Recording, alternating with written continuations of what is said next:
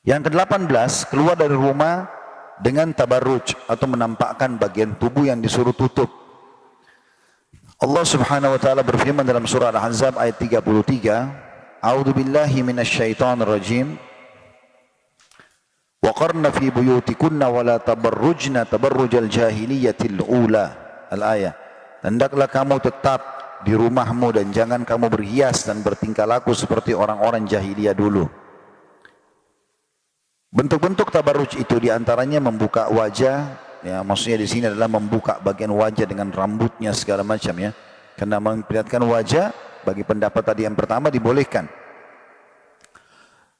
Meletakkan penutup tipis pada wajah, jadi bukan cadar untuk nutupin wajahnya dari fitnah, tapi dia malah pakai kain tipis sehingga kelihatan kulit wajahnya. Ya, seperti banyak orang-orang juga gunakan untuk menari dan seterusnya, itu malah lebih besar fitnahnya. Memakai pakaian sempit ya, sehingga membentuk lengkukan badan, terbuka atau pendek. Memakai pakaian tipis ini dan memiliki lubang yang lebar pada bagian dada, baik ketika keluar dari rumah maupun di depan mahram selain suami, yang dapat menyebabkan laki-laki tergoda dengan mahramnya sendiri. Tidak memakai sarung tangan dan kaos tangan yang dapat menutupi tangan dan kaki. Memakai sepatu tinggi, memakai mantel bergambar, bersulam atau pendek, meletakkan mantel di pundak, memakai celana di hadapan kaum wanita lain atau mahram.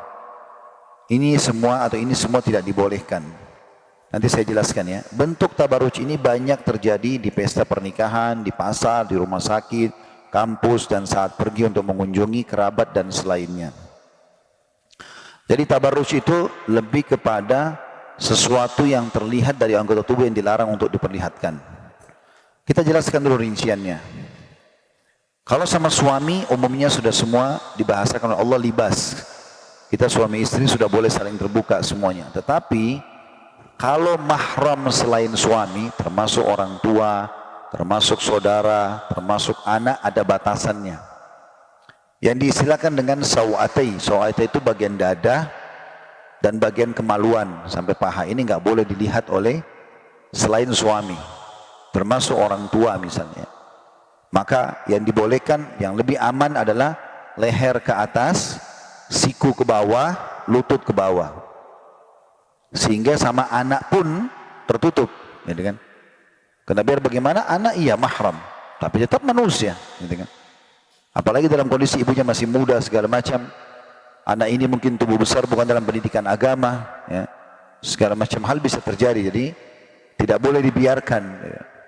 Maka harus ada batasan, seperti misalnya mungkin ibu-ibu pakai baju tidur yang sangat terbuka, transparan, tipis, kan biasa depan suami lalu dipakai depan anak-anak. Ini nggak boleh, harusnya dijaga.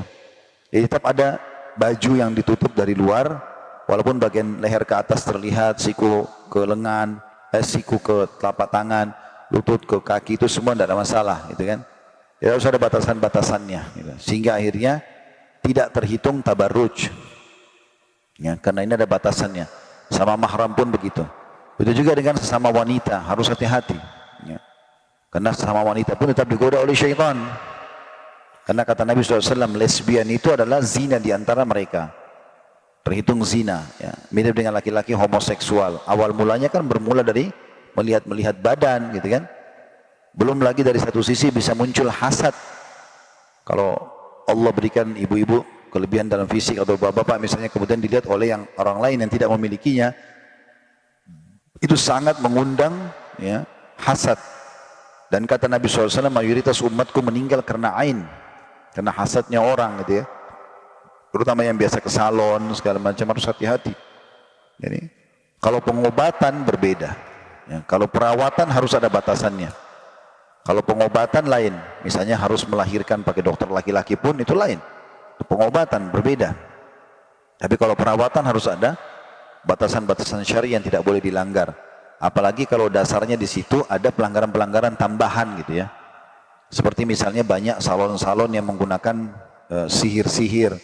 Di depan salonnya ditaruh menyan-menyan, ditaruh patung apa, gitu kan. Kemudian ada totok aura, ada sambung rambut. Ini kan semua hukum-hukum yang tidak boleh dalam agama. Atau menato, Ini kan hukum dalam syari'nya tidak dibolehkan semuanya. Ya. Nanti ada poin tersendiri berhubungan dengan masalah itu juga di poin ke-19 ya. Tapi ini contoh-contoh saja. Termasuk bentuk tabarruj tadi beliau mengatakan adalah kalau sengaja menggunakan, jadi dalam ayat tadi Al-Ahzab 33, janganlah kalian bertingkah laku ya atau berhias seperti bertingkah laku di masa jahiliyah.